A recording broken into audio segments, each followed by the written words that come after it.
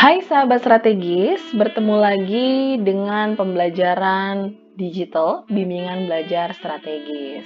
Hari ini dengan Kak Hani, kita akan bahas biologi kelas 10 di bab biologi 7 yaitu filum kordata. Sebelumnya, siapkan dulu galaksi dan alat tulis kalian ya. Oke, di film Kordata akan Kak Hani bagi menjadi 4 pembahasannya. Yang pertama tentang pengertian, kemudian ciri-ciri, klasifikasi, dan yang terakhir adalah pembahasan gacoan. Langsung kita mulai dari pengertian, bahwa kordata itu berasal dari bahasa Yunani, yaitu korde. Artinya adalah dawai atau senar atau tali. Jadi sesuai dengan namanya, dia adalah kelompok hewan yang punya notochord atau sering disebut sebagai chorda dorsalis ya. Chorda dorsalis ini memanjang sebagai kerangka sumbu tubuhnya. Jadi letaknya ada di garis punggung ya. Nah, untuk ciri-cirinya ada 3 yang utama. Yang pertama adalah struktur tubuhnya mengalami perkembangan dari sederhana menjadi ke tingkat yang lebih tinggi gitu ya. Yang kedua adalah hewan kordata memiliki notochord pada ujung antena. Sehingga pada hewan-hewan yang notochordnya berkembang sangat bagus ya, dia akan berubah menjadi kolumna vertebralis atau ruas-ruas tulang belakang. Ciri yang ketiga adalah ia memiliki sistem organ yang sangat kompleks gitu ya. Jadi mulai dari sistem organ yang sederhana sampai sangat kompleks, anggota dari kordata ini cukup bervariasi atau punya range sistem organ yang beragam ya. Jadi ada yang paling sederhana, mulai dari sistem pernapasannya, sistem ekskresi sampai dengan sistem pencernaan. Ada juga yang sangat kompleks yaitu adalah manusia. Oke, kita masuk ke klasifikasi film kordata. Di sini Kak Hani bagi film kordata menjadi 4 subfilum, yaitu subfilum hemikordata, urokordata, cephalokordata, dan vertebrata. Kalau di buku kalian hanya ada 3, maka Kak Hani lengkapi ya di sini menjadi 4 gitu ya. Ada penambahan 1 yaitu hemikordata. Kita lihat yang pertama adalah hemikordata. Jadi kelompok ini itu biasanya karakteristiknya punya bentuk tubuh yang memanjang seperti cacing ya. Dia punya bagian tubuh biasanya probosis, leher, dan bagian badan. Ya, juga punya celah insang pada bagian sisi lateral atau sisi samping gitu ya yang cukup banyak. Ya, ini untuk sistem pernapasannya. Kemudian dia juga punya sistem syaraf di bagian ventral atau perut dan di bagian dorsal atau punggung. Ya, sementara jantungnya terletak di dorsal bagian anterior, jadi punggung di bagian atas. Ya, untuk fertilisasi dia melakukannya secara eksternal karena habitatnya kebanyakan ada di air laut. Contohnya mungkin kita bisa lihat Dolichoglossus sp. Nah, mungkin kalian asing banget nih ya dengan bentuk seperti ini. Tapi iya betul dia ada di perairan air laut ya. Jadi dia punya 3 bagian, probosis, ya bagian atas, ujung atas. Kita tidak sebut sebagai kepala karena bentuknya tidak mirip kepala ya. Kemudian leher atau collar dan di sini adalah bagian badan yang meliuk-liuk gitu ya. Yang kedua adalah urokordata. Nah, kalau tadi hemikordata punya tubuh yang seperti cacing ya, pipi langsing gitu ya. Kalau urokordata itu bentuk tubuhnya pendek dan tebal ya. Dia juga punya selubung seperti kulit. Nah, biasanya hidupnya secara parasit dan bebas di laut ya. Dia tuh unik, kenapa? Karena disebut bagian notochord dan korda syarafnya hanya tumbuh di bagian ekor dan akan hilang saat dia tumbuh menjadi organisme dewasa. Ya. Dia juga mampu berkembang biak dengan tunas dan ada pula yang bersifat hermafrodit. Ya, artinya satu organisme itu bisa punya 2 jenis kelamin ya, jantan dan betina. Contohnya apa? Di sini ada gambar Molgula sp. Ya, kalau kita lihat yang sebelah kiri dari penampakan luar ya, Molgula tuh punya 2 lubang atau 2 corong gitu ya. Ternyata 2 corong itu punya 2 fungsi yang berbeda. Yang pertama ini bagian atas. Ya, biasanya untuk memasukkan makanan gitu ya. Jadi incurrent siphon to mouth. Jadi berfungsi sebagai mulut gitu ya. Kemudian ada lubang yang kecil lagi di bawah, itu sebagai excurrent siphon atau lubang pengeluarannya. Wow, walaupun dia bentuknya kecil, tapi dia sudah punya lubang pemasukan dan lubang pengeluaran, gitu ya. Lanjut langsung yang ketiga, yaitu kelompok Cephalochordata. Nah, kelompok hewan ini punya tubuh seperti ikan, tanpa sirip, pipih panjang, dan agak transparan gitu ya. Notochordnya, saraf dorsal dan celah faringnya mampu berkembang secara baik. Sistem sirkulasinya tidak dilengkapi jantung, tapi aliran darahnya tetap mampu mengalir ke seluruh tubuh. Ya, dia punya alat peraba pada mulut yang disebut cirrus dan fertilisasinya terlaksana secara eksternal dengan kelamin yang terpisah antara jantan dan betina. Kita lihat contohnya. Nah, ini adalah contoh dari Cephalochordata ya, yaitu Branchoistoma ya. Ini adalah contohnya ya, tubuhnya transparan ya. Kita bisa lihat nih organ-organ dalamnya ya. Yang garis-garis ini itu adalah gills atau mirip seperti fungsi insang. Ya, ini bagian depan, ini adalah ujung depan atau bagian kepala ya. Kemudian ini ada bagian ekor. Nah, untuk penjelasannya di sini bagian kepala itu biasanya isinya notochord. Kemudian sampai ke bagian belakang itu ada anus. Jadi dia juga sudah punya lubang pengeluaran. Subfilum yang keempat atau yang subfilum terakhir adalah vertebrata. Nah, ini sudah masuk ke kelompok hewan yang ruas-ruas tulang belakangnya sudah tumbuh ya, atau kolumna vertebralisnya itu sudah sempurna sebagai perkembangan dari notochord.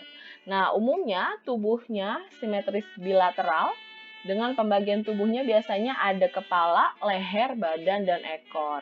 Tapi ada juga yang biasanya tidak berleher dan tidak berekor gitu ya. Jadi ini secara garis besar, jadi secara umum. Dia punya rongga badan yang dindingnya dilapisi selaput peritoneum ya. Jadi untuk rongga badan sendiri itu sudah ada lapisan yang melindungi gitu ya. Nah, untuk klasifikasi vertebrata ini cukup banyak dan masing-masing klasifikasinya ini juga punya anggota yang cukup banyak. Jadi kita bahas satu persatu ya. Ada Pisces, amfibi, reptil, aves, dan mamalia. Kelas Pisces. Di sini Kahani tulis ciri umumnya. Pasti dia hidup di air ya. Kemudian hewan poikilotherm. Apa itu poikilotherm? Kalau kalian masih ingat bahwa ada hewan yang tidak mampu mempertahankan suhu tubuh. Jadi tubuhnya itu mengikuti suhu lingkungan gitu ya. Kalau saat lingkungannya panas, tubuhnya jadi panas. Kalau lingkungannya dingin, tubuhnya juga jadi dingin ya. Kemudian untuk tubuhnya terbagi atas kepala dan badan atau kepala, badan, dan ekor. Untuk kulitnya biasanya bersisik dan berlendir. Pernapasannya dengan insang. Dia juga punya gurat sisi ya untuk membantu dia selama berenang ya. Untuk pernapasan dia dibantu juga oleh labirin di beberapa ikan. Kemudian sistem peredaran darahnya tunggal dengan 2 ruang jantung ya. Jadi hanya ada 1 atrium dan 1 ventrikel gitu ya. Nah, untuk reproduksinya biasanya dia generatif yaitu secara ovipar dan dilaksanakan secara eksternal gitu ya. Jadi di luar karena dia habitatnya di mana? Di air ya. Oke, ini untuk pembagiannya ada 3 ordo ya, 3 ordo. Yang pertama adalah Agnatha. Jadi inilah satu-satunya gitu ya, satu-satunya vertebrata yang tidak memiliki rahang. Jadi seluruh vertebrata itu pasti punya 2 rahang ya, rahang atas, rahang bawah. Kalau Agnatha dia khusus adalah vertebrata yang tidak berrahang. Ya, jadi dari Agnatha. Contohnya apa? Ikan lamprey ya, biasanya nih kalau sesuai gambar kita lihat nih. Dia punya mata tapi dia nggak punya rahang. Jadi mulutnya tuh hanya sebagai penyedot gitu ya. Jadi makanya dia sering menempel pada ikan lain ya. Itu bersifat ektoparasit atau mengganggu gitu ya, mengganggu individu lain. Yang kedua adalah ordo Chondrichthyes atau ikan bertulang rawan. Untuk ikan bertulang rawan, contohnya di sini ada ikan hiu dan ikan pari ya. kita sudah familiar lah ya dengan bentuknya ya. Ini adalah contohnya adalah ikan hiu nih di sini yang Kahani kasih gambar. Yang ketiga adalah osteichthys atau ikan bertulang sejati. Contohnya biasanya nih ikan-ikan yang umum kita konsumsi nih, ikan gurame, ikan mas, kuda laut tentu saja tidak ya, tidak untuk dikonsumsi ya kuda laut, cuma seperti ikan nila ya. Kemudian beberapa ikan jenis ikan lainnya ya itu biasanya masuk ke dalam golongan ikan bertulang sejati. Nah, yang kedua adalah kelas amfibi. Nih, biasanya amfibi itu mampu hidup di dua habitat ya, darat ataupun air ya. Biasanya tubuhnya terdiri atas kepala dan badan atau kepala, badan dan ekor. Sama ya, hampir sama dengan Pisces. Dia juga merupakan hewan poikiloterm dengan kulitnya lembab dan berlendir ya. Kenapa dia harus lembab dan berlendir? Nah, kita lihat bahwa dia punya fungsi untuk bernapas ya. Jadi bernapasnya dia punya dua fase ya. Bisa dengan insang saat dia masih berudu, kemudian saat dia sudah dewasa akan menggunakan paru-paru dan kulit gitu ya. Untuk peredaran darahnya, dia biasanya sudah memiliki 3 ruang jantung ya. Mengalami metamorfosis atau pergiliran keturunan dan reproduksinya dilaksanakan secara generatif, ovipar, fertilisasinya eksternal ya. Pembagian 3 ordo amfibi. Yang pertama adalah anura. Nah, ini yang sering kita sebut sebagai katak atau kodok ya. Mana katak, mana kodok nih? Gambarnya sebelah kiri nih, yang warnanya hijau, cerah biasanya ya. Itu adalah katak atau nama latinnya adalah rana ya. Sementara yang kanan yang lebih gelap warnanya, kemudian biasanya kulitnya lebih bertotol-totol gitu ya. Itu biasanya kita sebut sebagai kodok ya, atau nama latinnya adalah bufo. Kemudian ordo yang kedua adalah Urodela atau Caudata ya. Ini kita biasanya contohnya adalah salamander berkaki ya. Ini adalah contoh dari salamander nih. Dia punya warna yang bervariasi juga, mulai dari yang warna coklat, totol putih sampai dengan hitam totolnya kuning ya. Yang ketiga adalah apoda atau gymnophiona. Nah, ini juga sering salah dipersepsikan sebagai cacing. Ternyata bukan, dia adalah amfibi gitu ya, atau memang sekilas mirip cacing tapi dia bukan kelompok dari cacing. Masuk ke kelas ketiga yaitu reptil ya. Ciri umumnya apa? Tubuhnya terdiri atas kepala, leher, badan, dan ekor. Kemudian termasuk hewan poikiloterm. Kulitnya kering bersisik, terdiri dari zat tanduk, tidak berlendir, dan sedikit mengandung kelenjar. Kulitnya juga mengandung pigmen ya. Pigmennya itu bermacam-macam, nanti mempengaruhi keintensitasan warna. Kemudian ruas tulang ekornya tidak mengalami penulangan ya. Untuk peredaran darahnya dia sudah ganda dengan 4 ruang jantung yang belum sempurna. Dia mampu bernapas dengan paru-paru dan reproduksinya secara generatif dengan fertilisasinya internal. Kita masuk ke 4 ordo amfibi. Yang pertama adalah Chelonia ya. Chelonia ini biasanya contohnya adalah penyu atau kura-kura ya. Kita bisa lihat gambar yang sebelah kiri itu adalah gambar penyu. Dia hidupnya biasanya di laut ya, di air ya. Kita lihat kakinya itu lebih mirip ke bentuk sirip. Sementara yang kanan adalah gambar kura-kura. Dia lebih banyak menghabiskan waktu di daratan sehingga dia butuh kaki biasanya ya untuk berjalan. Ya, kelihatan banget nih ya bedanya antara penyu dan kura-kura.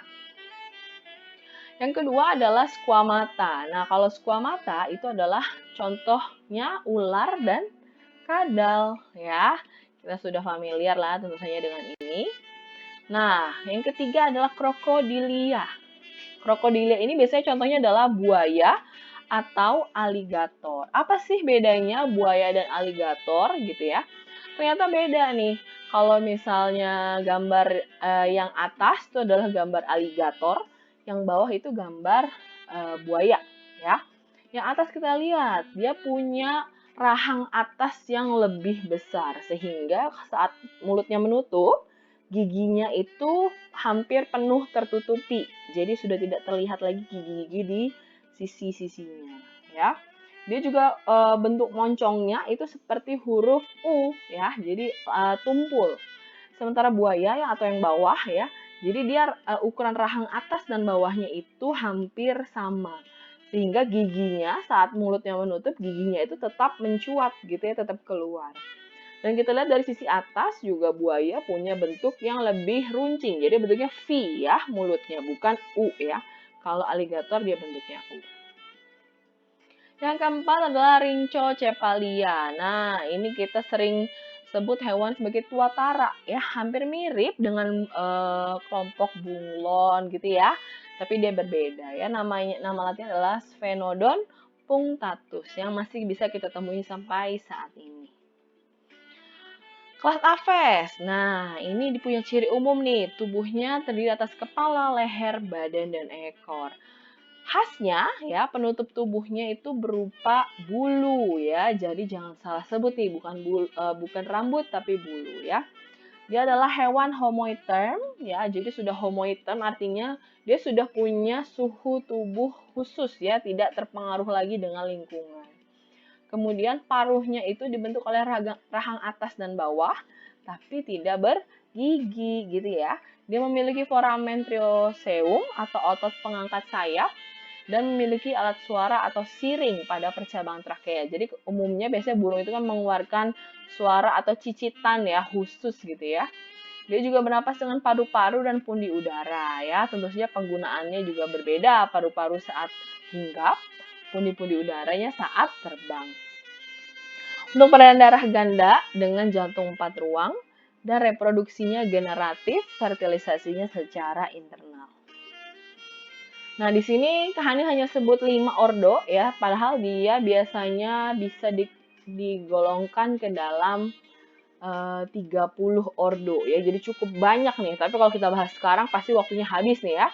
Jadi Kahani hanya 5 aja nih ya. Yang pertama Galliformes atau kita sebut sering sebagai unggas, kelompok ayam ya kan, kalkun ya, yang pokoknya sering kita biasanya konsumsi.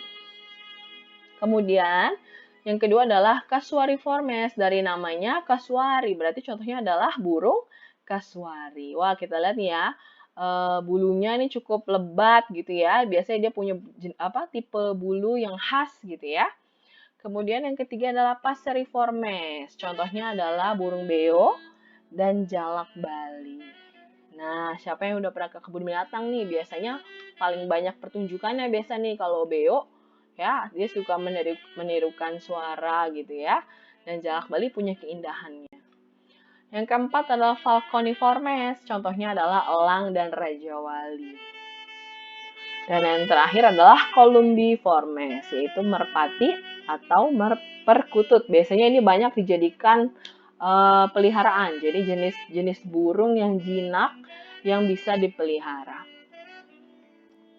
Yang terakhir adalah kelas mamalia nih ya. Jadi ciri umumnya terbagi atas kepala, leher, badan, dan ekor.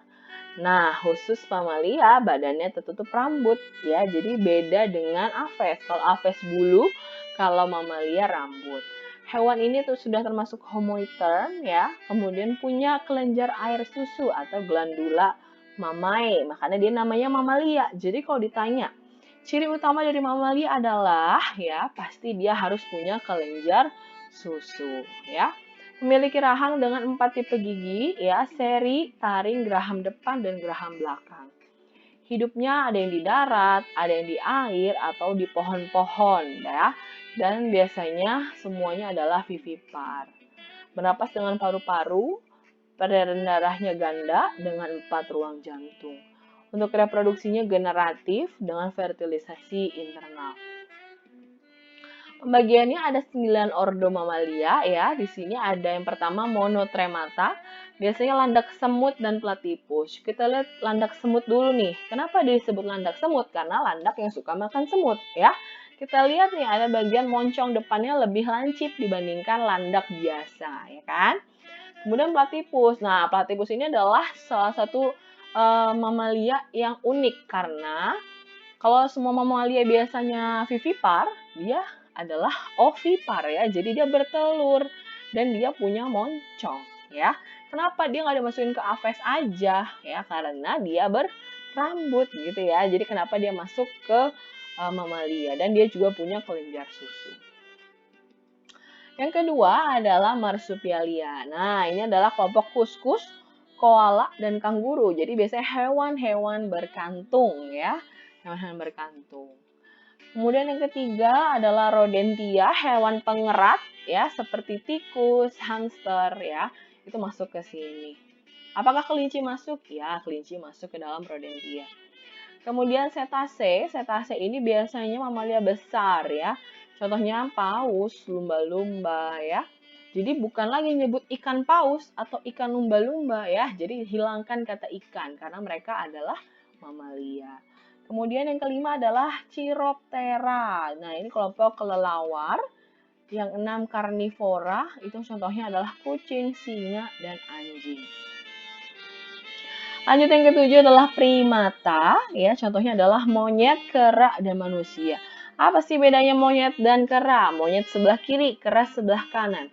Apa kira-kira yang membedakan nih? Monyet punya ekor, betul ya. Kalau kera biasanya tidak punya ekor ya.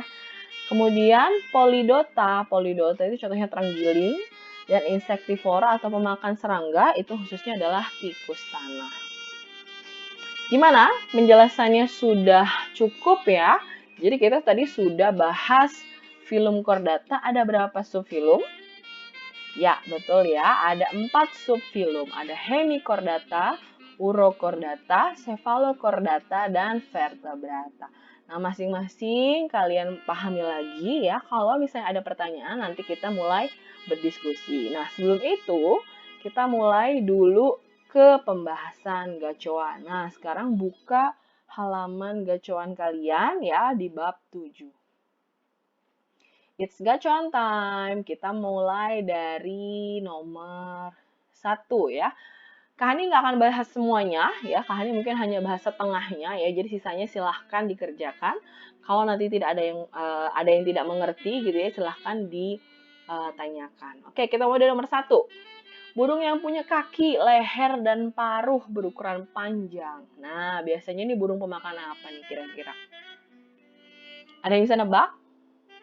Kakinya panjang, lehernya panjang, paruhnya juga panjang. Biasanya dia mengkonsumsi, ya betul, jawabannya adalah E, ikan.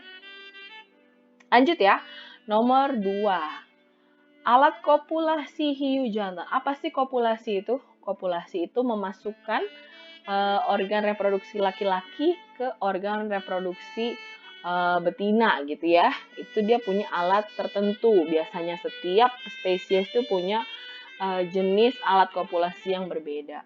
Kalau pada hiu jawabannya adalah E, clasper ya.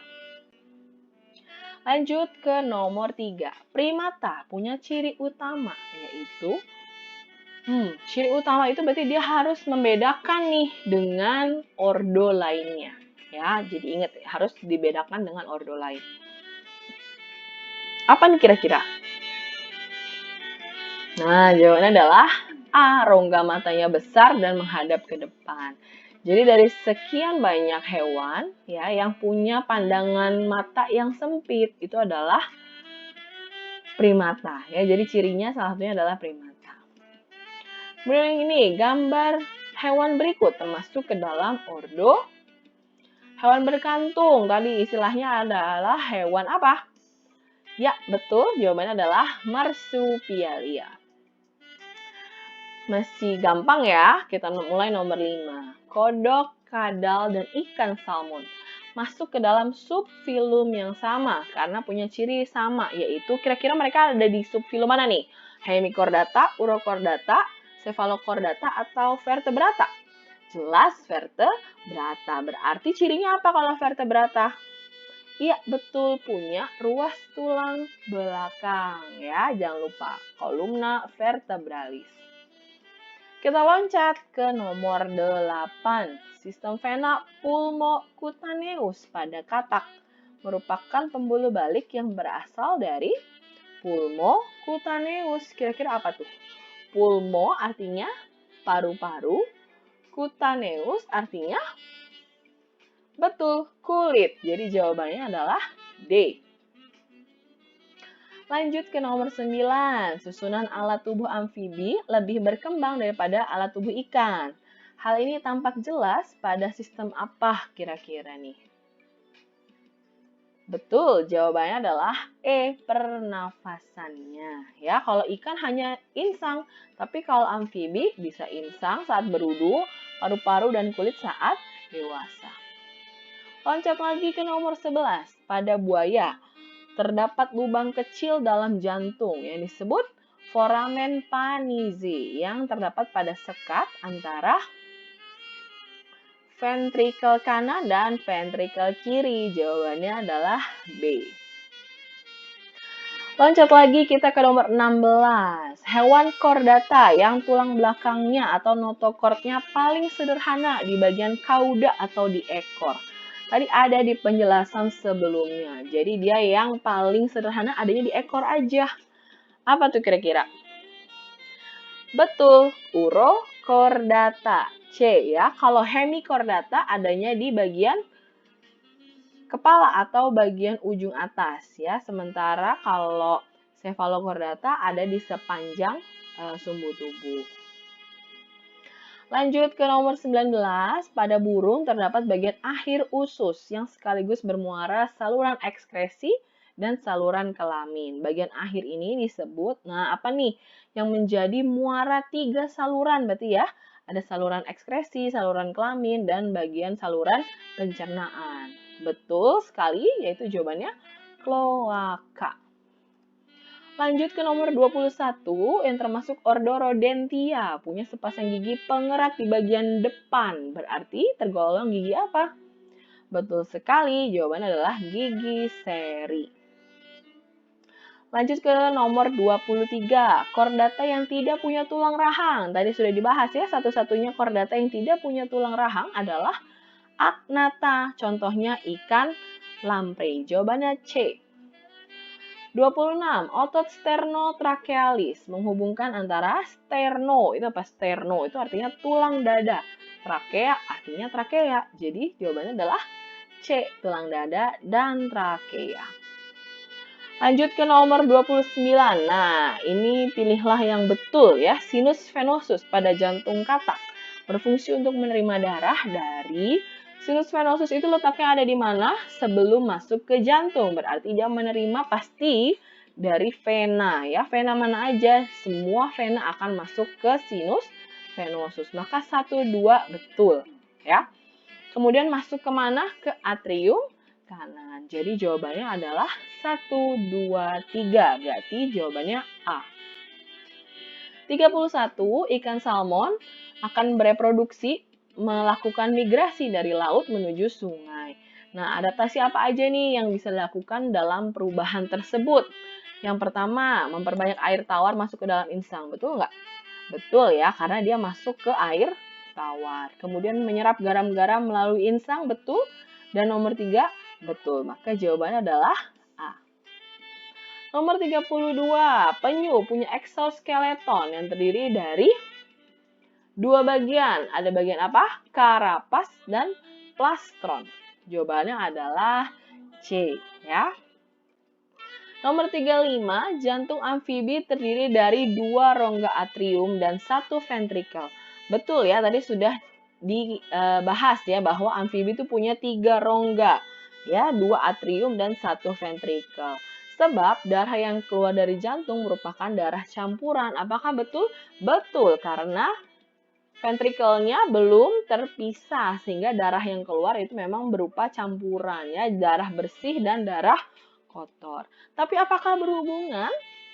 Tentu tidak ya. Jadi tidak ada hubungannya nih antara bukan sebabnya. Jadi darah yang keluar dari jantung itu bukan penyebab dari adanya 3 rongga yang ada pada jantung amfibi. Gitu ya. Oke, ini adalah sisa jawaban di nomor lainnya. Silahkan kalian catat ya. Nanti kalau misalnya ada yang masih kurang jelas, masih ada yang mau didiskusikan, kita bertemu lagi di ruang konsultasi gitu ya.